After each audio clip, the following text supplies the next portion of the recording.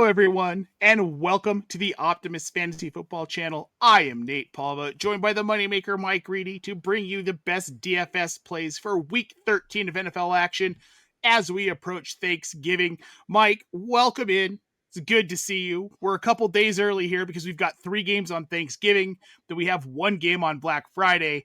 There are a lot of full slate games where you can play all of these matchups this weekend, so a big pool to choose from. So let's go ahead and get on to it. What do you think here? Let's start with quarterbacks, Mike.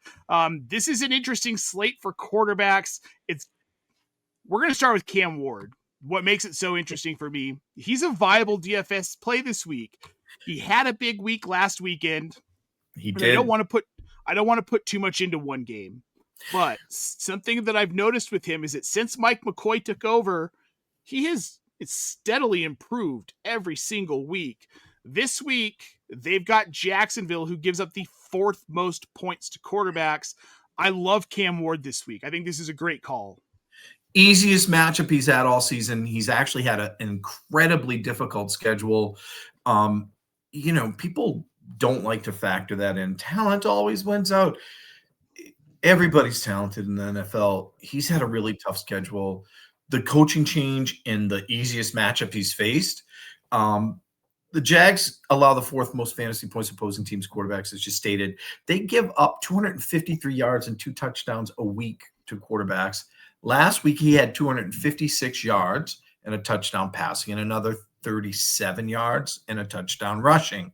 So I really like Cam Ward this week. There's a couple other Titans I like this week you could stack him with as well. He's not going to be a crazy play. I think it's like insanity. We open up the show with someone probably no one's played in DFS all season, let alone season long, right? But this is a really good play this week. If you want to be a little controversial, that is, I think he's solid. He's a solid 20 points this week. I would be more surprised if he doesn't make it to 20 points. Just because of the matchup and what's going on. And I think you're looking at the rushing upside with him as well. That's something he's done a lot of since the coaching change, rushing 6 or 7 times a game, 33 yards one game, 37 the other. That could be what carries him here. But I think we're looking at 2 touchdowns and 250, 260 total yards. Yeah, I'm right there with you. And the other thing too with Ward is he's making less mistakes. Doesn't have an interception in the last 3 weeks. He's only lost 1 fumble in the last 3 weeks. So a vast change from some of the issues we were seeing with the decision-making on his end, which bodes well long-term for his fantasy value. And I like this play this week against Jacksonville. You want to know how good their offense has been the past couple of weeks? They are now tied for the team that gives up the most fantasy points to fantasy defenses instead of leading the way tremendously. Like the Titans were someone we always picked on. I'm not as gung-ho to pick on them this week. I still might, but not like I was all season long. Sure. From this point, right? Like they're protecting the ball a lot better as a team. They are protecting the ball a lot better. And I really do think that comes with better coaching out of Mike McCoy. I mean, he's been here before. Tyler Shough, I'm not going to say that he's improving, Mike, but they're playing the Dolphins. They give up the 10th most points to fantasy quarterbacks. He's only $6,500 on FanDuel, $4,400 on DraftKings. So solid salary for the rookie. And this really is a good matchup. And look, 1 bad game against Atlanta. Atlanta's been pretty good against quarterbacks. So we're going to, by the way. Yes. Yeah, and we're going to give him a pass on that. Up against the Dolphins, I think he could have a pretty good showing. We're not talking a guy who's going to finish as a top 5 quarterback, but as a top 10 to 12 quarterback, I can see that this week out of Shough. He needs a touchdown. That's the key. Last week, 0 touchdowns. But they also lost Kamara, which changed the whole game plan for last week during the game. I think we're going to see them pass more. I know everybody's in on Devin Neal. I actually think we're going to see them pass the ball more. It's a good week to play Tyler Shough. It's a good week for Juwan Johnson as well. Either stack or standalone. I like Johnson and Olave too a lot this week. Yeah, I think it's a good week for them. Shough's going to have some rough games. He's about 45 years old, right? I mean, after 25 years in college football, you got to get used to this NFL speed. So when he and I were in kindergarten together, he told me he wanted to play in the NFL. Did he say he wanted to play for the Saints, though, Mike? No. Probably not. No, not on his list. Probably not on his list also would be Jacksonville, but fortunately they've got Trevor Lawrence, so he did not end up there. Trevor Lawrence is on our list this week. They're playing the Titans, give up the 13th most points to fantasy quarterbacks. Now, we didn't say that we were going to pick on the Titans defense, just maybe not so much their offense, right? But Trevor Lawrence has played better as of late, and as much as I hate to say it, while he's making mistakes, he's been more mobile. He's using his legs. He has 3 rushing touchdowns in the last 4 games. I'm okay with Trevor Lawrence this week. It's a value play with a lot of upside, and this is a good matchup. The matchup's right. Lawrence is playing better. I'm not a huge Lawrence guy. I really like how the team is playing, though, as well. So I think they got something going there with Washington and Trevor Lawrence. I think they have something going right now with their run game as well. And I mean, he had 3 touchdowns last week against Arizona. Arizona is a very good defense against the pass. It's a lot easier this week against Tennessee. So I think he's going to keep it going. I think we're going to see probably 250 yards and multiple touchdowns from him this week. That's where it should be.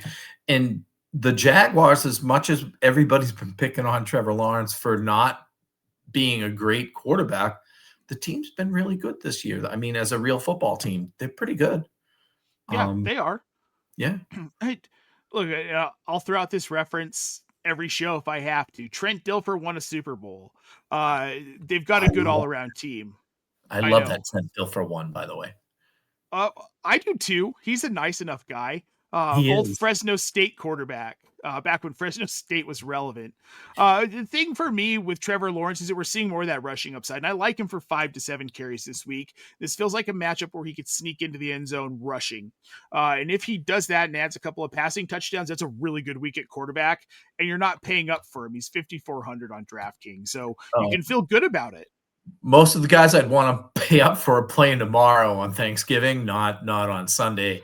There's a lot of guys I think you can pay down for on Sunday. Yeah, there are quite a bit of guys you can pay down for. We're going to move on to more that you can pay down for, hopefully, Mike, in the running back position here in week 13. The first one we're going to talk about is Kenny Gainwell. He's 5,300 on DraftKings, 6,200 on FanDuel. They're up against the Bills this weekend, who are giving up the 3rd most fantasy points to running backs. Now, Jaylen Warren is going to play, but he did get banged up last weekend. He's been a full participant in practice, but that's something to pay attention to with these injuries. Just because he was a full participant doesn't mean it's not lingering. We think Kenny Gainwell could get more work than we're used to seeing out of him, maybe even just by a tick. And regardless, I like Kenny Gainwell anyway, so this is a really good play for me. He's had 16 touches in each of the last 2 games, Kenny Gainwell has, and he's passed 100 yards in each of those games. One game he had 2 touchdowns in as well.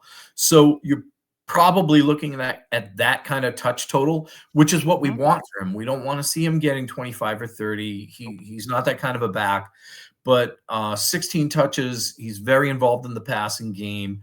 I like him a lot this week because of the matchup, and I mean, the Bills just bleed fantasy points to running back. So it's a great matchup. He's in a great spot, even with Warren playing, right? Snaps, I think he surpassed him in snaps the past 2 weeks too. I know Warren's been dinged up. So they know they can go 50-50 and still get high production out of that position. And it looks like Rodgers trusts them a lot in the passing game. So I'm in on Kenny Gainwell this week. Well, and that's the big thing. You're seeing a lot of targets, 8 targets, 6 targets, 7 catches, 6 catches, 2 receiving touchdowns against Cincinnati in week 11. And this is defensively, this is not a dissimilar matchup as far as how they cover the position, how they play against the position. So I like Gainwell a lot this week. I also like Travis Etienne this week. Again, they're up against the Titans now. They give up the 4th most points to running backs. An interesting stacking opportunity with Trevor Lawrence, 6,500 on DraftKings, $7,300 on FanDuel.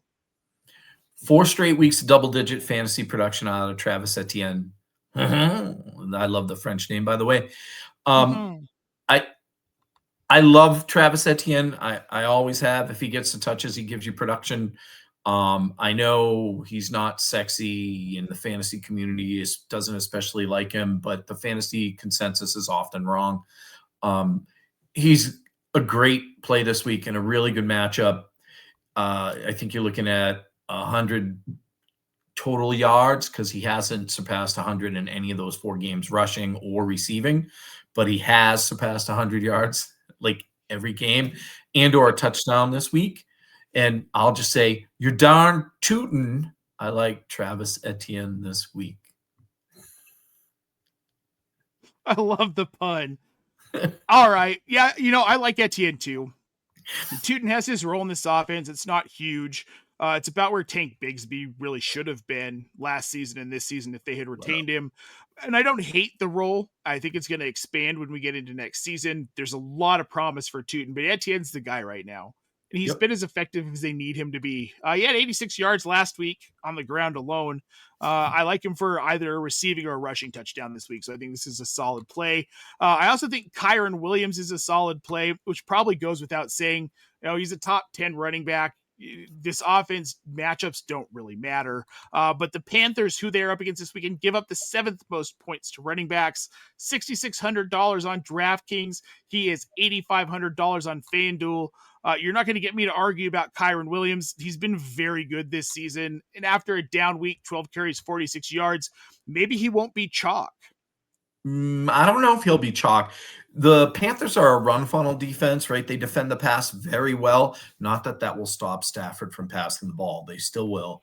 But Kyren Williams is going to be used both running and catching the ball this week because running backs have had a lot of success against the Panthers. He's one of those guys. I have a lot of him in redraft. He just stays in my lineup. I don't pull him out. Every once in a while, he puts up a stinker, but for the most part, this guy just produces. So I expect him to produce very well this week. Yeah, it's similar to how I feel about the thicker kicker, Harrison Mevis, in fantasy. In any league that you have kickers, you're in an offense that's just high volume, period. They score a lot of points. They run a lot of plays. And when you're in an offense like that, regardless of position, you're bound to score fantasy points. It's like Newton's 5th law or something, I think. Maybe 6th. I'm not sure which one. So I love Kyren Williams this week. And I love Breece Hall this week, too. They're up against the Falcons. They allow the 6th most points to running backs. And like we talked about earlier, they're very good against quarterbacks, which is going to be a problem for the Jets because they're rolling out Tyrod Taylor this week, who, in his heyday, look, he had a season where he finished his QB 10. It was back in 2017. It was with the Buffalo Bills. And the reason he did that is because he ran for nearly 800 yards. Yeah, he's doing 36 years old. He's not doing that now. It drives me nuts.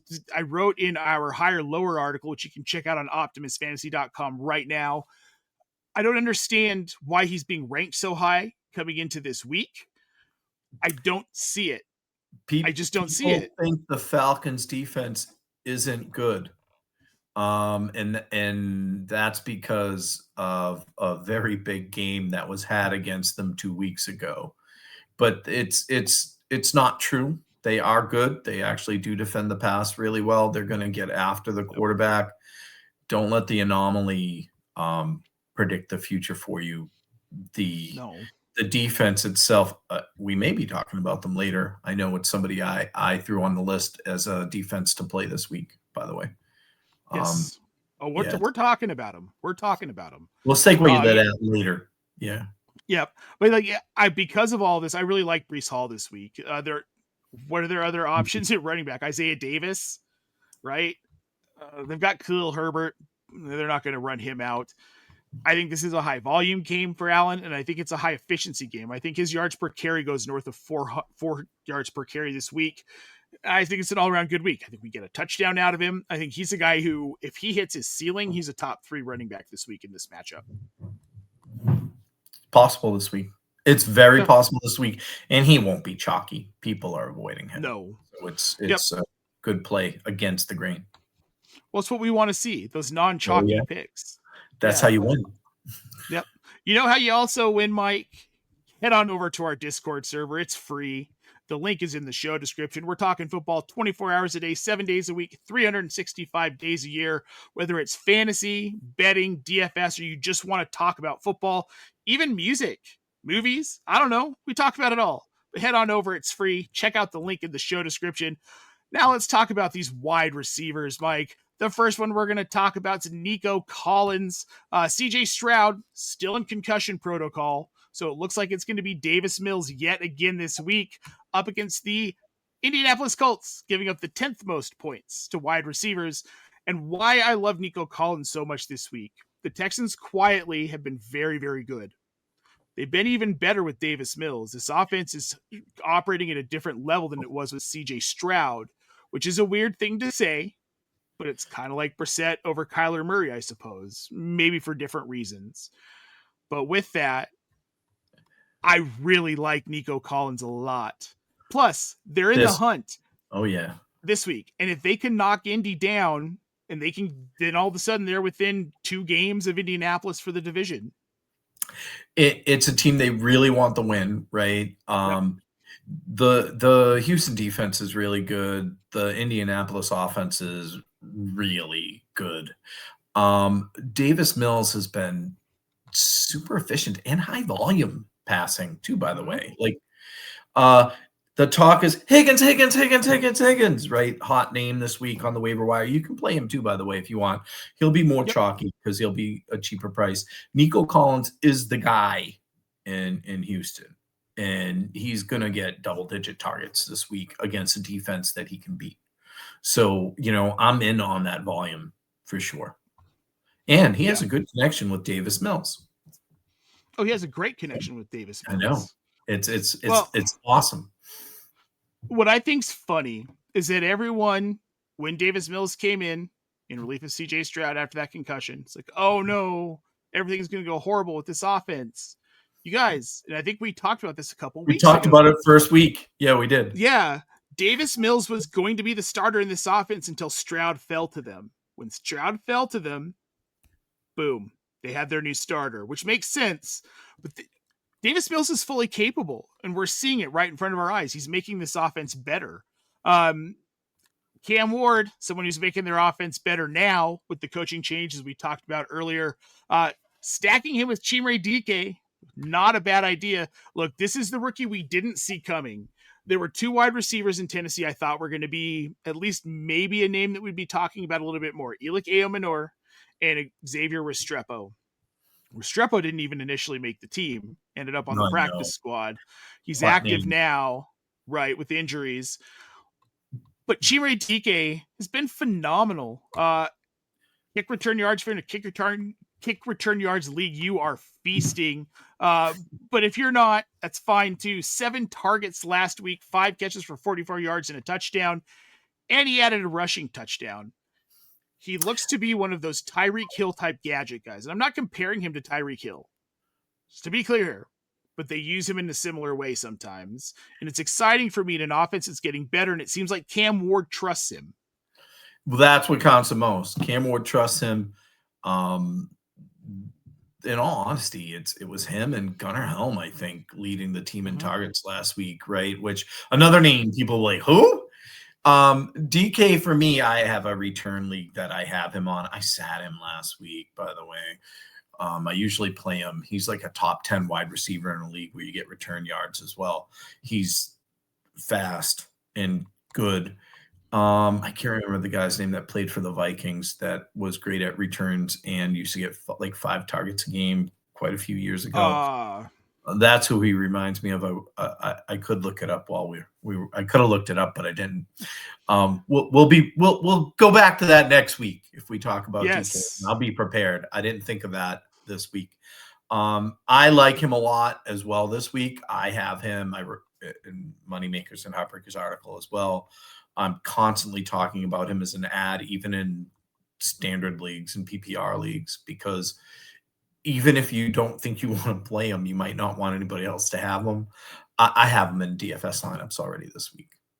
Yep, I do too. All right, we're going to move on to John Metchie, former Houston Texan. Really great story. As you know, he missed his first season after a cancer diagnosis. Things didn't work out in Houston. He gets traded to the New York Jets. Now all of a sudden he's seeing usage, and they're up against the Falcons defense.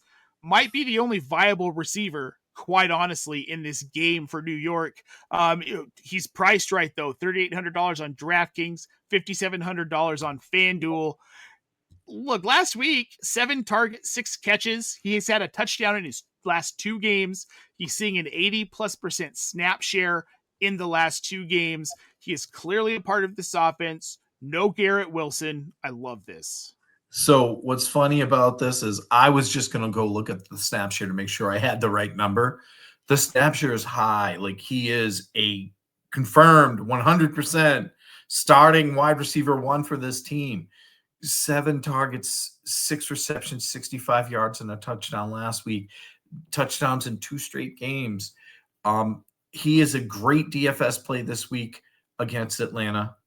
And, I mean, if you wanted to talk about waiver wire, he's only like 10% rostered out there, and nobody's adding him. Everybody went wild for Higgins, and nobody added Metchie, and Metchie's the first option on his team. So, this is a guy I'd be looking to play in DFS this week. Again, I already know I am. So, Me too. It's a good bottom of the barrel week. That's for you, Christopher Robin, Krista Baker. You don't do DFS content anymore, but bottom of the barrel was your thing. And that's I remember great. Bottom of the barrel. Yeah, man. Yep. 100%. And look, in straight up season long, if Metchie's on your waiver wire and you're approaching the fantasy playoffs, I would kick the tires on him. I think it's worth a look. I mean, you might as well. Yep, might as well. All right, Mike, with that, we're going to move on to the tight end position, one of my favorites, and one of my favorite tight ends starting us off this week, Cade Otton of the Tampa Bay Buccaneers up against the Arizona Cardinals. 7th most points allowed to the tight end position. You can pay down here too, $4,100 on DraftKings, $5,300 on FanDuel. Now, I want to start this part off with this. Teddy Bridgewater has been taking first-team snaps all week. Baker Mayfield has been limited and working with the second team in practice all week. We don't know who's going to start here. With Cade Otton, I don't care. Yeah. I care more for like Godwin or Ibuka, but it's funny that you say that because I'm like, doesn't matter to me which quarterback starts with Cade Otton. He's on the field all the time, 86% of the snaps. He had a 22% target share last week. This is a guy who's out there. He didn't have a touchdown. That's the kind of thing that people seem to miss when somebody doesn't surpass 10 or 12 fantasy points. They're like, oh, well, he only got this. Listen, as a tight end, if he's getting you 10 fantasy points this season, that's good. Mm-hmm. Like, that's good. I think you'll get that out of him this week. I think he might be a better play, actually, if we have Teddy and not Baker out there. But, either way, I like him with either guy. Yep, me too. I like him every week. It's never going to change. Dalton Schultz, not a guy I like every week, Mike. They are up against the Colts, giving up the 6th most fantasy points to tight ends. $3,800 on DraftKings, $5,200 on FanDuel. And again, back to Davis Mills being the quarterback. He likes Dalton Schultz. He targets Dalton Schultz. He targets Dalton Schultz with high value targets. He's had 8, 11, 9, and 4 targets over the last 4 games, and he's got a touchdown. Just simply the volume's there, and this is a good matchup. The volume's there, good matchup. That's why he's here, right? I think you're going to see he's the 3rd option on the Texans now with Higgins really jumping into the 2nd slot. But it's 3 branches on that tree for the most part. He's the 3rd one. I imagine they're going to have to pass a lot in this game against the Colts. So I like him as well. And I'm not a Dalton Schultz guy this season. I know all kinds of people are, but it's like every time I consider playing him or I play him, he craps out on me. I just picked the wrong week, right? And he gets like 4 fantasy points. So I haven't been all in on him. This is a weak guy. I like him a lot. Yeah, it's the matchup. And like we were talking about earlier, divisionally, I mean, the Texans are right in this, so they're going to play a little bit harder. These division games are always wild. You always see guys like Dalton Schultz tend to go off, right? Yeah, some of my favorite matchups in any season. Now, the last one we've referenced here earlier, this is another stack opportunity with the rookie in Tennessee, Cam Ward. Gunnar Helm, up against the Jaguars defense that we've given them their due, but they give up the 2nd most points to tight ends in fantasy. They cannot cover them. $2,600 on FanDuel, $4,800 on DraftKings for the rookie tight end who's steadily seeing an increase in volume this season, Mike. Well, I mean, we talked about how it seems to be DK and him for Jacksonville, right? I mean, for Tennessee, they're playing Jacksonville this week. He had 6 catches and 51 yards last week. And the week before that, he had 4 catches and 29 yards. So he's getting 5-7 targets the past 2 weeks. I think that'll continue. I actually got outbid in Scott Fishbowl on Gunnar Helm in the waivers this week. I ended up with Colby Parkinson after that, and I was still kind of happy. By the way, another tight end you could play this week. Gunnar Helm, great play this week, especially in point per reception like DraftKings has. I like him a lot. I like him an awful lot, actually, this week. And talk about bottom of the barrel. Oh, right. Chris, you'd be proud of us for talking about this guy, Chris. $2,600, man. That is bottom of the barrel. And yeah, at this point, because Ailmanor's hurt, Calvin Ridley's hurt. Ailmanor, it looks like he's going to play this week, but he's still the second option for Ward. And if Ward's playing better and we're going to see 40 passes, 40 attempts from Ward, sign me up. I like Gunnar Helm. The bar for being like a top 10 tight end is 9 points. 9 points or higher, you're a top 10 tight end. So it's not hard to get there at all. You did mention Colby Parkinson. They're up against the Panthers, give up the 9th most points against fantasy tight ends. Another bottom of the barrel. He's 2,800 on DraftKings. He's 4,800 on FanDuel. What scares me about Parkinson is you never know who that third guy is going to be for the Rams. But with this matchup, I could see it being him, and I think it's worth the dart throw on him right now. I think he has touchdowns in 3 straight games now, and and where they defend wide receivers well, it opens the door for him to see some targets, especially in the red zone. I like him as an option this week. I like Helm a little bit more, by the way. That's why I mentioned I had him a higher waiver priority and didn't get him. A little sad about that. Well, yeah. What are you gonna do? Hunt down the other manager. I congratulated him, actually, is what I did. Yeah, I congratulated him. You know, that's all you can do. And we're going to get you out of here with defenses because as much as you don't want to roster them, you got no choice. It's not always fun. But this week isn't too bad. We're going to start with the Los Angeles Chargers. They're up against the Raiders, who are tied for the most fantasy points allowed to defenses with Tennessee. As we mentioned earlier, they're the $4,000 play, $4,500 on FanDuel. This is a good matchup, Mike, and this is easy money with the Raiders and Geno Smith, really. The Raiders have allowed 20 sacks over the past 3 games, 10 last week against the Browns. The Chargers are going to have Geno running for his life, right? Like, they're going to come after him. They're going to hit him. They're going to get some sacks. Because of all that pressure, they tend to turn the ball over to the Raiders. So I like the Chargers a lot this week. They're at home too, and home defenses tend to be better than away defenses for some reason, according to the rest of the fantasy community. I believe them on that one too, by the way. Yeah, I like the Chargers a lot this week with that. Yep. And it's a divisional matchup. Anytime you can pick on the Raiders, I'm always happy to do that. Now we've got the Seahawks as another option here. They're $3,900 on DraftKings, $5,000 on FanDuel. They're up against the Vikings, who, thanks to J.J. McCarthy and Carson Wentz, are giving up the 3rd most points to fantasy defenses. And Mike, this is interesting because we don't know if we're going to get J.J. McCarthy with a concussion or we're going to get Max Brosmer. Either way, I think that this is a good play for DFS this week.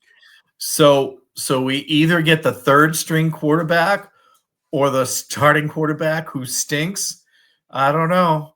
It sounds like you probably want to play the Seahawks, who are good real life defense here. I like them a lot here. I would prefer it if JJ starts because we know he's not going to pass for a lot of yards, right? And they're not going to score a lot of points with him at the helm. We don't know what Max is going to do. Max Brosmer, we have no idea, but he's a 3rd stringer for a reason, right? So it's a really good real life defense. So it's not going to be pretty for Minnesota. Not at all. They're the highest on the slate price wise, I think, though. Seattle, right? Yeah. Yeah. For good reason. Well, they're also the number one roster defense on both ESPN and Sleeper for season long. The Atlanta Falcons, we teased this one a little bit earlier. They're up against the Jets, who are giving up the 9th most fantasy points to the quarterback, to the position, to defenses. Good Lord, Mike. 3,500 on DraftKings, $4,000 on FanDuel. This is 9th most, right? But now we're talking about Tyrod Taylor, an offense that's falling apart. No Garrett Wilson, very limited options outside of John Metchie and Mason Taylor. You've got Breece Hall, but you've also got a Swiss cheese offensive line. This is a really great play, and you're kind of paying down at 3,500, which I don't hate either. I like the pay down here. I actually have this team in a lineup right now that I built for a cash league. I'm in a weekly cash league. 3 out of the last 4 weeks, they've exceeded 10 fantasy points. The only time they didn't was when Carolina lit them up 2 weeks ago for the whatever record game for their passing attack rate. Yeah, for Bryce Young. I don't know. I was confusing him with Kyler Murray for some reason. These 5'6" quarterbacks all look the same to me. But they had 16 points last week against New Orleans. Teams are scoring against them. New Orleans didn't, but like in the other 2 games, they gave up 31 points and 24 points. Mm-hmm. They're getting sacks, they're getting interceptions, they're getting after the quarterback, they're getting turnovers. So even if they give up points, they're finding a way to get you 10 fantasy points lately. It's a good real life defense. I think people are biased because of the Carolina game, even though it was 2 weeks ago, and they don't understand. It's the Jets. It's the Jets. You're going to get 10 to 15 fantasy points out of this team this week. Yep. No, I love the play. The Jets are now a team you can pick on. If they're going to run Tyrod Taylor out the rest of the season, he's one of those guys he's serviceable as a backup. And it's like Carson Wentz. You need him to come in for one game, you're probably going to get an okay game from him. You ask him to go past 2 or 3 games, it starts to get ugly. And we're going to see that with Tyrod Taylor. You're also going to, what you really need to do is probably just rotate series between Tyrod Taylor and Justin Fields to keep them both fresh. Keep it weird. It's never worked for anybody before, but it might work for them. It might work for us. It might work for us. Yes. No, they'll be a sneaky play too. Nobody's going to play them. I would be shocked if lots of people are playing them. There's a couple of others I like out there too, right? The Jags and the Dolphins are both good plays this week too. So, there's lots of options that you don't have to pay up for. Atlanta's my favorite one. I mean, the Seahawks are. I just don't want to pay for them. Well, and keep your eye out. If Baker Mayfield doesn't play, the Cardinals could be a sneaky play as well. So, I agree. Yep. They become a good play too because they're a scrappy defense, right? They get after it too. Mm-hmm. They do. And if you're going to give him Teddy Bridgewater, who I swear to God, I thought he was coaching high school football. He probably was. He was, but here we are. But whatever. I love Teddy Bridgewater. Good dude. Wish him the best of luck. And also, guys, we wish you the best of luck on this Thanksgiving weekend with all your DFS plays. That's going to do it for us. Make sure you check out our Discord channel. 24 hours a day, 7 days a week, 365 days a year. All football, all of the time. Link is in the show description. And while you're at it, head on over to tools.optimusfantasy.com and check out that 2-week free trial of everything we have to offer using the code ThanksOptimus, which is going to expire after tomorrow. So make sure you get in there. For Mike Reedy, I'm Nate Polvogt, guys. Happy Thanksgiving. Good luck with those DFS plays this weekend, and we'll see you next Friday.